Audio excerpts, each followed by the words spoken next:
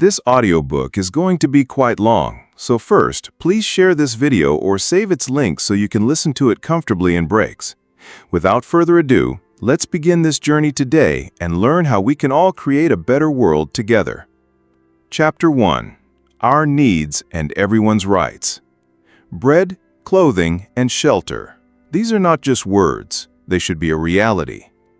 Have you ever seen a hungry child begging outside a luxurious hotel or restaurant? On one side, people inside are wasting thousands of dollars on food, while on the other, someone outside is desperate for a single piece of bread. This scene seems so strange to us, doesn't it? But the truth is, this is the harsh reality of our society. On one side, there are mountains of wealth, and on the other, an abyss of poverty.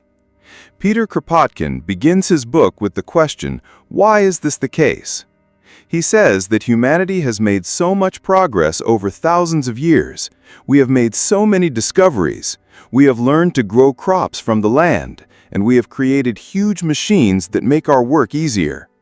Today, we have so much wealth that we can provide every person on this earth with a full meal, a good house to live in, and clothes to wear.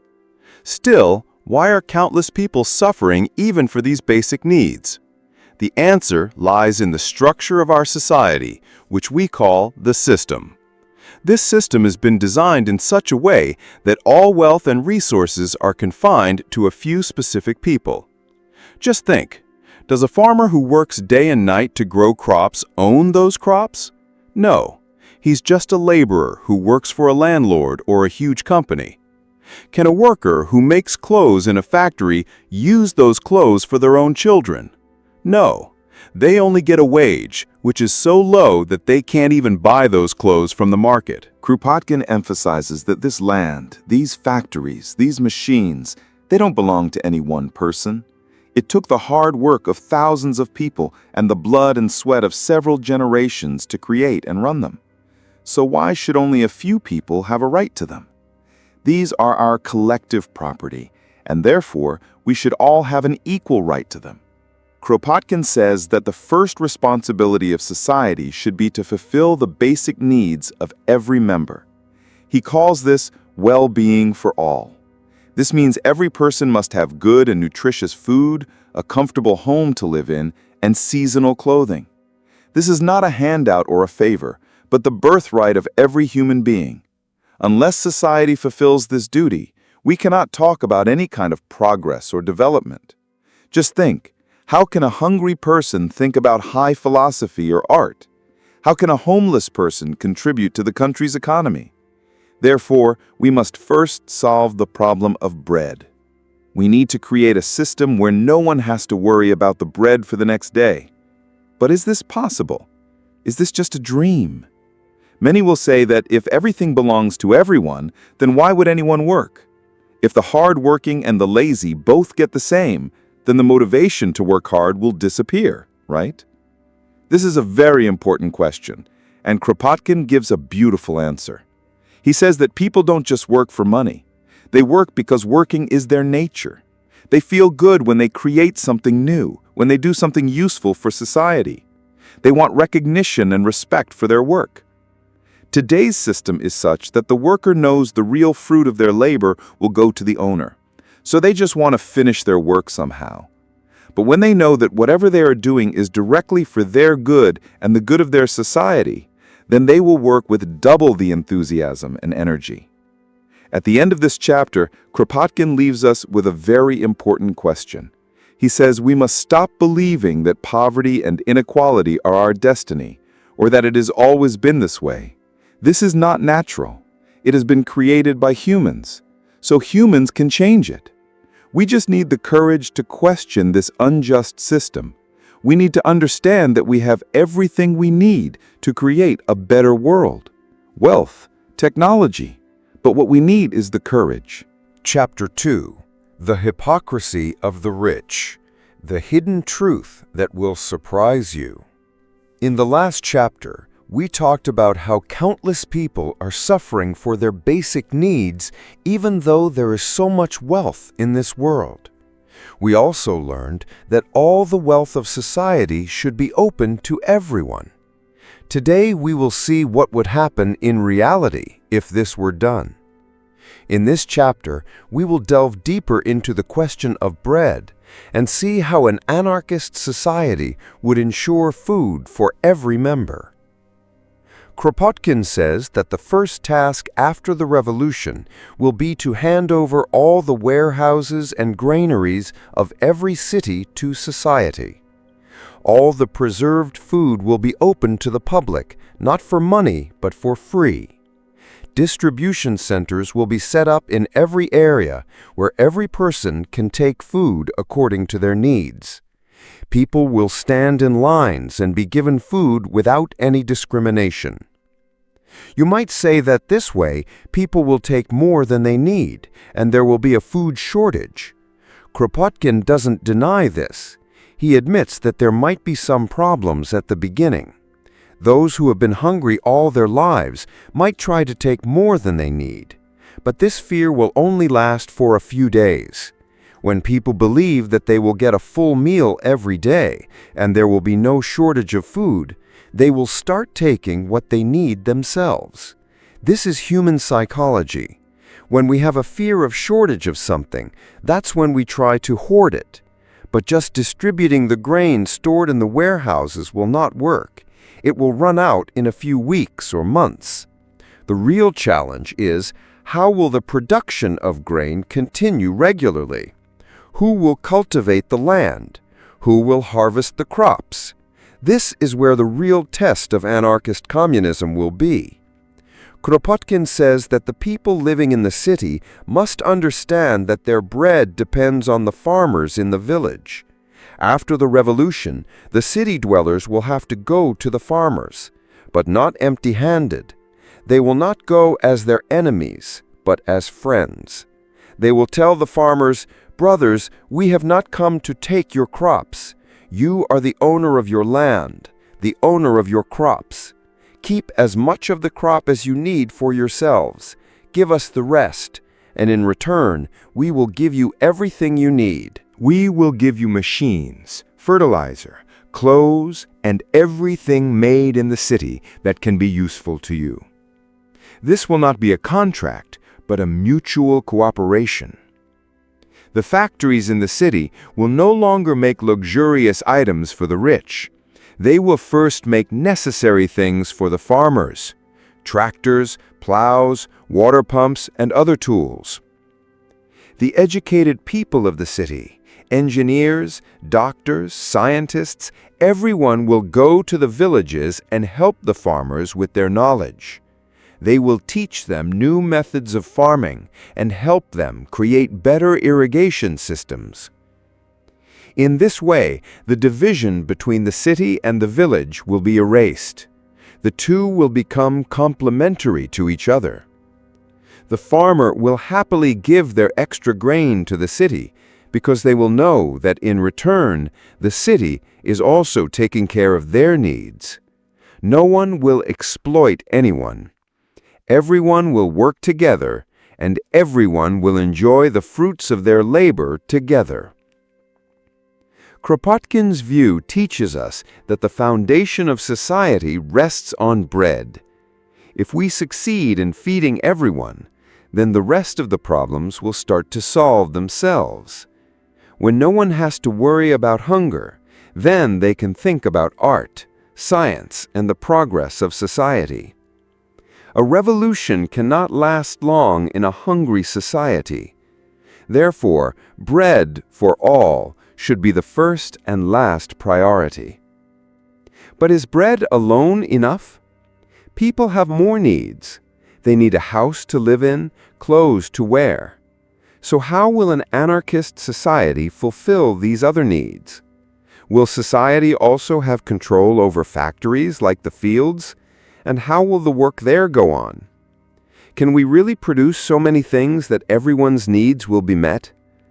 The answers to these questions will surprise us even more, and we will get them in the next chapter. So wait, because now we will learn how not just bread, but every necessary item can be delivered to every person. Chapter 5. Fields, Factories, and Us, When Work Becomes Joy, not a burden. In the last chapter, we understood the question of bread and saw how an anarchist communist society would ensure food for everyone. We also saw the establishment of cooperation between the city and the village. But besides bread, people also need clothes to wear and many other things to meet their needs. Thousands of other things are also needed to improve life. All these things are made in factories and mills. So the question now arises, what will happen to these factories? Will there be that anarchy and chaos here too? Or will a new and improved method be adopted? In this chapter, we will solve this puzzle and see how fields and factories will together lay the foundation of a new society. Kropotkin says that the first task after the revolution will be to establish the ownership of society over all the means of production. Just as society will have a right over the land and grain, in the same way, society will have a right over every factory, every mill, every mine. They will not have any private owners. The people who work in those factories will run them together. They themselves will decide what to produce and how much to produce. The work will be divided. One person is running a machine all day, and on another day, they are looking after the packaging. Everyone will do all kinds of work in shifts so that the burden does not fall on just one person, and everyone gets a chance to learn all the work. Now you will say that this is a very chaotic affair. How can a factory run without management? How will the quality of production be maintained? Kropotkin answers this by saying that today's management system is necessary only because its purpose is to extract as much work as possible from the workers to earn profit for the owner. But when the concept of profit is gone, the need for this kind of management will also be gone. The purpose of people will be to create useful things for society, not to make an owner rich. When the workers know that whatever they are creating will be useful for them and millions of people like them, they themselves will take care of the quality. They will warn each other, help each other. The feeling of mutual cooperation and responsibility will be the biggest management. And the most interesting thing is that the working hours will be greatly reduced. Today, a worker has to work 10 to 12 hours a day because they have to fulfill not only their own needs, but also the needs of the owner and all those people who do not do any productive work, such as brokers, advertisers, bankers, and lawyers. Kropotkin says that in an anarchist society, all these intermediaries will be gone. Every healthy person will do something useful for society.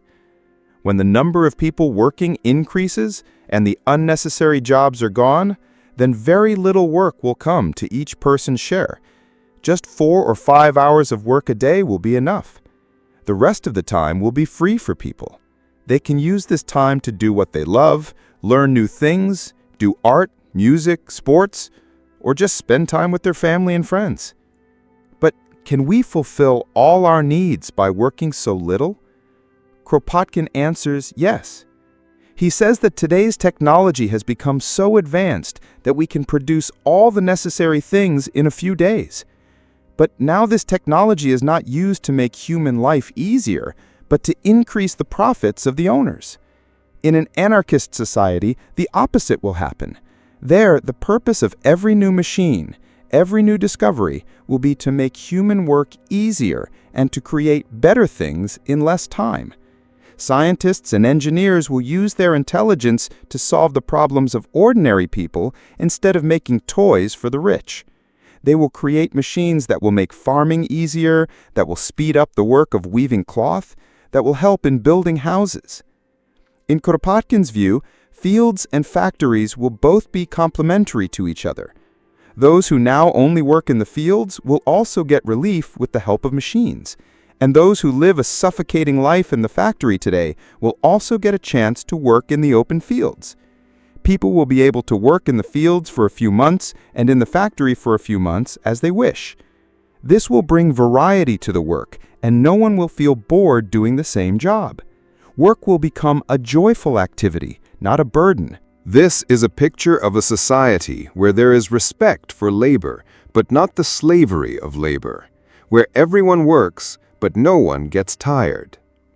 But wait, the story is not over yet. We have arranged for bread and essential goods, but where will we live? Will everyone get the same kind of house? And what will happen to those luxurious palaces and bungalows that are the property of the rich today? The answers to all these questions will open up with a huge explosion in our next chapter. So be ready to know what the right to a home means in an anarchist society. Chapter 6. The right to a home, a roof, a house for everyone. We have arranged for bread, turned factories into the property of society, and also seen the path to turning work from a burden into joy. But there is another basic human need without which life is unimaginable, and that is a roof, a home. Look at the condition of our cities today.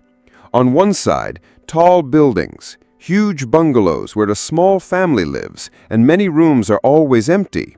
And on the other side, millions of people live in slums, dirty ghettos, or on the pavement. Kropotkin says that this is a great injustice. The first identity of a civilized society should be that none of its citizens have to live without a roof. So in this chapter, let's see how Kropotkin's anarchist society will ensure the right to a home, a roof, a house for everyone. Kropotkin's solution is very simple and bold. He says that immediately after the revolution, it must be announced that every house, every flat, every apartment in the city is now the property of society. No one will have the right to say, "This is my house, I will not let anyone come here." The extra space will be taken from the people who have unnecessarily large houses and many empty rooms in their homes, and given to those people who have no place to live. Just imagine the scene of that day.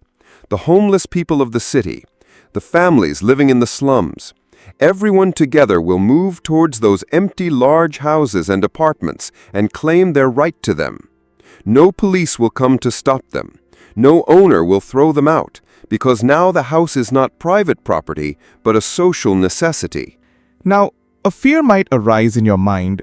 Does this mean that someone will enter my house? Do I have to share my house with someone else? Kropotkin understands this fear. He says this does not mean that anyone will be evicted from their home. The family that is living comfortably in a large house will not be moved from there. If you have a small house where you live with your family, then that will be yours. But if you live in a bungalow that has 20 rooms and only 4 people live in it, then this is a great injustice. In such a situation, society will request you to give your empty rooms to those people who need them more. This will not be a coercion, but a moral appeal. And in such a society where everything is being shared, people can get a good house of 4 or 5 rooms. We won't even need to build new houses. We just need to give those houses to the poor that are lying empty for the luxury of the rich today. But what if there is still a shortage of houses? Then society will build new houses together. But these houses will not be like today's ugly jungles of cement. These houses will be such that there will be a complete system of light and air, with gardens around them. And no one contractor or builder will profit from building these houses. Everyone will build houses for themselves according to their needs. And how will the houses be distributed? Will there be a lottery?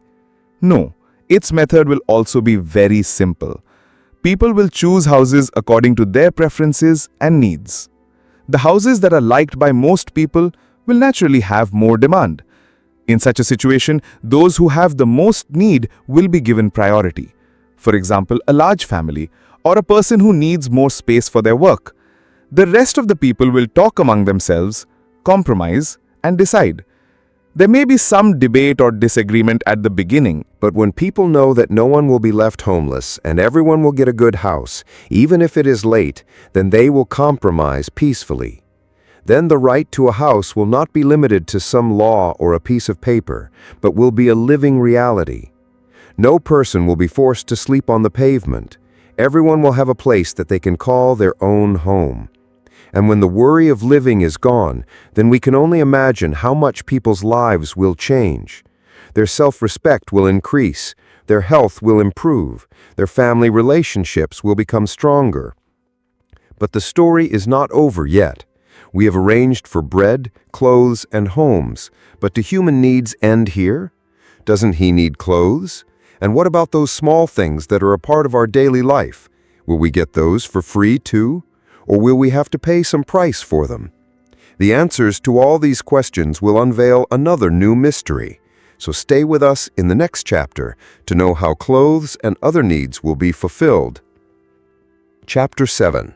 Clothing and Other Necessities, when the market ends and needs are met. So far, we've painted a picture of a society where everyone gets enough bread, and we've seen how fields and factories can work together for the common good. But our needs don't end there. We need clothes to cover our bodies, and we need many other things to live our lives. So the question is, what happens to these remaining needs? Will we get clothes for free too? And how will we arrange for soap, oil, books, medicine, and so on?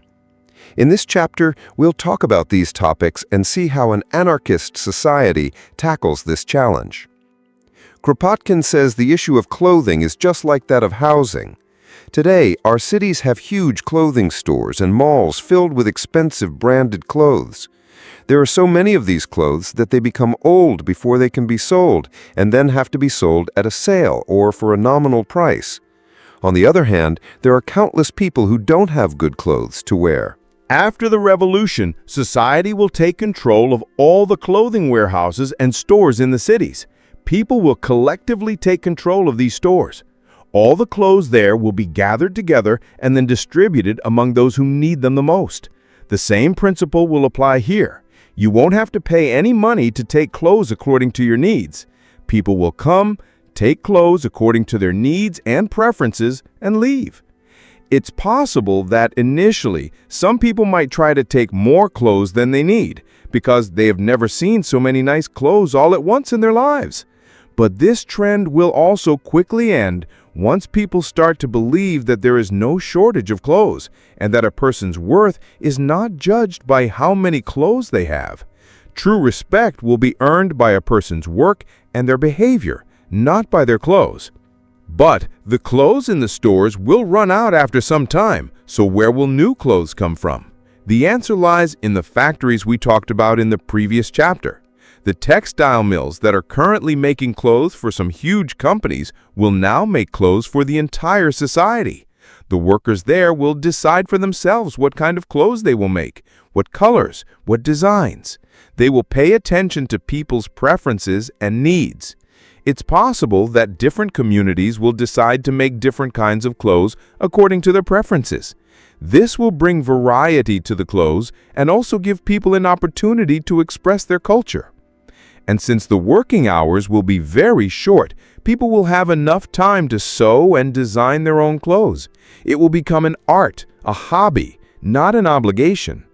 And the same method will apply to all other needs. Whether it's shoes, utensils, furniture, or stationery, every item will be produced according to the needs of society, not for profit. There will be huge general stores or warehouses in every area where all kinds of goods will be available. Whatever you need, you will just go there, state your need, and take the item. No billing counters, no money, no bargaining. But there are some things that not everyone can make, like medicines or some special kind of machine.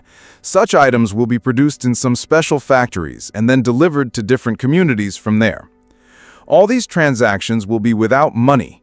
It will be a kind of barter system, but much more organized and on a much larger scale. Every community will keep a record of what they have taken and what they have given to society in return. All of this will be based on mutual trust and cooperation. There will be no central government to control it. There will be no need for one. You just have to do a little work for society according to your ability, and in return, society will take care of your every need. But now a very interesting question arises. If all needs are met so easily, why would people work? The answer to this is the most powerful and revolutionary aspect of anarchist communism, and we will explore this answer in our next chapter, where we will understand the true meaning of the freedom of labor. So don't go anywhere, because what you are about to hear next could change your idea of work forever. Chapter 8. The Freedom of Labor. When work is a choice, not a punishment. So far, our journey has been very exciting. We've arrived at the biggest and most difficult question that comes to everyone's mind. If people get everything without working, why will they work? Won't the whole society become a group of lazy people? This question is so natural because since childhood, we've seen and heard that people only work for two reasons, either for the greed of money or the fear of poverty. But is that the whole truth? Kropotkin says that this is the biggest lie. Just as a bird's work is to fly and a fish's work is to swim, a person's work is to create, to make something new, to use their power to change the world around them. A small child can't sit still. They're always doing something, playing with toys, building houses, breaking things. This is their natural instinct.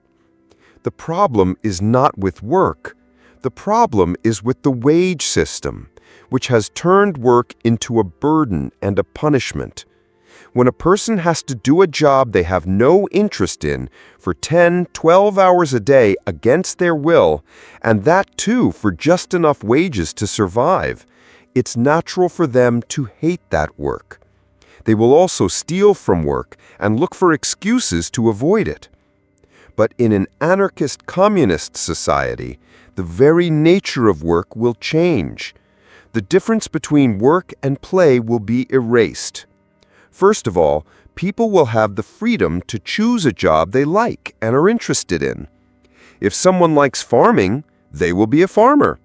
If someone likes to operate machines, they will work in a factory. If someone likes to teach, they will be a teacher. There will be no coercion. Secondly, as we've talked about before, the working hours will be very short, just 4 or 5 hours a day. So people will have enough time to pursue their other hobbies. They can use that time to do science experiments, write a book, compose music, or learn a new art form. And all of this will also be a kind of work, because it will lead to the intellectual and cultural development of society. Now, you might ask that there are some jobs that no one likes, like cleaning sewers or taking out the trash. Kropotkin says that we should try to eliminate such jobs as much as possible. We can make machines that will clean the sewers. But even then, the essential and disliked jobs that remain will be done by everyone in turns. It's possible that everyone will do these kinds of jobs once a week or once a month. Then society's view of that work will also change. No job will be considered big or small. Every job will receive equal respect. And what will be the biggest motivation? The biggest motivation will be social respect and love for your loved ones. When you're doing a job that directly benefits your friends, your neighbors, and your society, you will get a kind of inner joy. You won't need money because society is already meeting all your needs. You will need social recognition and love. If someone still gets lazy and doesn't work, how will society handle them? Kropotkin says that society will simply isolate them. When they feel that no one is talking to them, no one is helping them, they will themselves feel ashamed and come back to work. Social pressure is much more effective than the punishment of the law. So the freedom of labor does not mean the freedom to be lazy. It means the freedom to contribute to society according to your ability and your will. It is freedom from the slavery that we do today for wages. It is the freedom to decide your own purpose in life. Kropotkin believed that when people get this freedom, their creativity and productivity will increase many times over. They will make such discoveries and create such works of art that we can't even imagine today. Society will develop at the speed of a rocket. But one final question still remains. Okay, we've solved the problems of food, shelter, and work, but can people be happy with just the necessities? Don't they have a desire for comfort, beauty, and entertainment? How will an anarchist communist society, which is based on equality, view this desire for luxury? Will there be any place for art, music, literature, and science? Or will everything just run on a need basis, and life will become very dull and boring? Let's find the answer to this interesting question in this chapter. Chapter 9. The Desire for Luxury, When Art and Science Are for Everyone. So far, we've created a framework for a society that fulfills everyone's basic needs: bread, clothing, home. We've also seen how work will become a creative activity rather than a burden. But people are not satisfied with just fulfilling their needs. They have a deep desire to appreciate beauty, to be entertained, and to make their lives better. We can call this luxury or comfort. So the question is, how will an anarchist communist society, which is based on equality, view this desire for luxury? Will there be any place for art, music, literature, and science? Or will everything just run on a need basis, and life will become very dull and boring? Let's find the answer to this interesting question in this chapter. Kropotkin says that art, science, and luxury should not be the special privilege of a select few rich people. What happens today? An artist needs a rich buyer to sell their art. A scientist has to depend on a large company or government funding for their research.